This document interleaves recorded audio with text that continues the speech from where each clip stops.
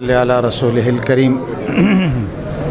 میں تمام وہ طلباء حضرات جو اس مسابقے کے اندر حصہ لے چکے ہیں سب کو مبارکباد دیتا ہوں۔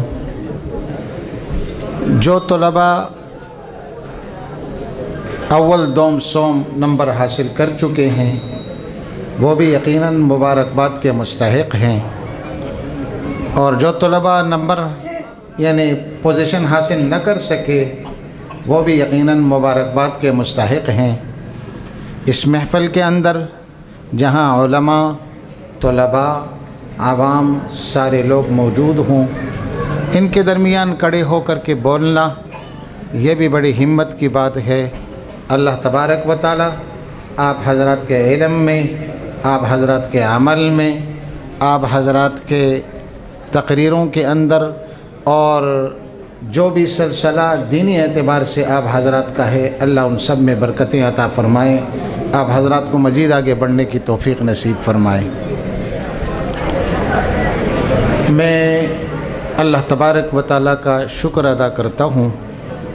تقریباً یہ 2 مہینے قریب کچھ اوپر ہو چکا ہے، میں بیمار ہو گیا تھا، بائی پاس آپریشن ہوا ہے، اور اس کے بعد اللہ تبارک و تعالیٰ نے یہ زندگی مزید مجھے عطا فرمائی ہے۔ یہ علماء، طلباء اور دیندار حضرات کے دعاؤں کے برکت سے ہے کہ میں پھر آپ حضرات کے سامنے کھڑے ہو کر کے 2-4 باتیں عرض کر سکوں۔ بہرحال تفصیلی بیان تو حضرت مولانا نعمان صاحب فرما چکے ہیں۔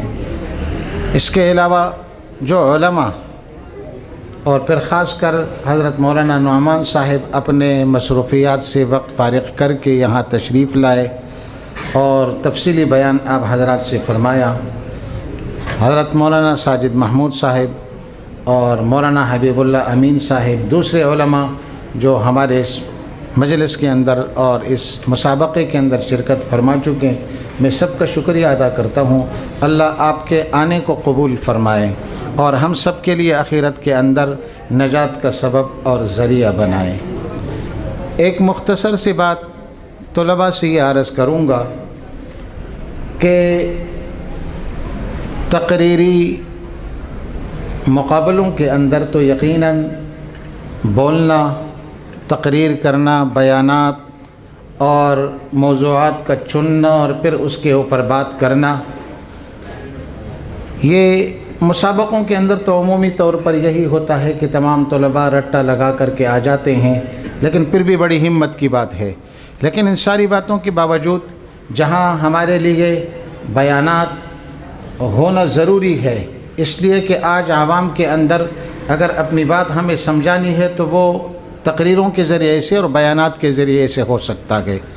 لیکن ایک چیز تمام طلباء اپنے ذہن کے اندر رکھ لیجئے، جو آج کل مدارس کے اندر عمومی طور پر طلباء سے یہ چیز نکلتی چلی جا رہی ہے، اور وہ ہے علمی پختگی۔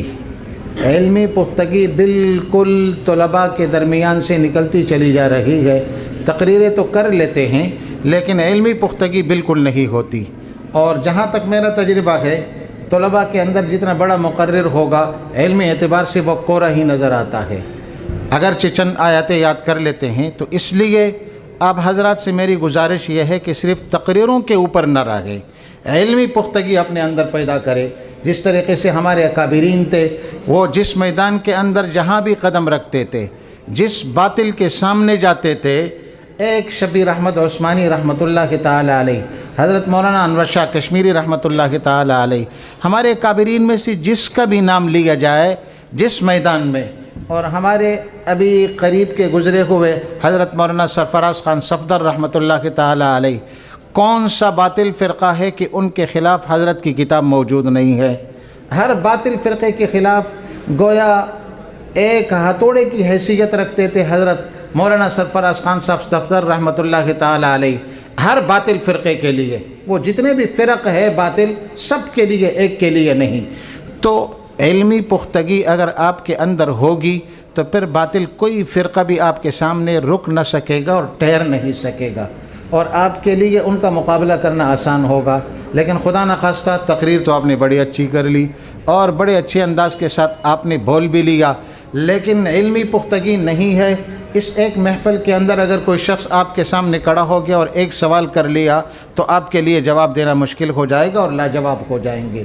اس لیے طلباء سے میری درخواست یہ ہوگی کہ علمی پختگی پیدا کرو، ابتدا سے لے کر کے انتہا تک ہر فن کے اندر جو بھی اساتذہ آپ کو پڑھاتے ہیں آپ کی علمی پختگی ہونی چاہیے۔ وآخر دعوانا ان الحمد للہ رب العالمین۔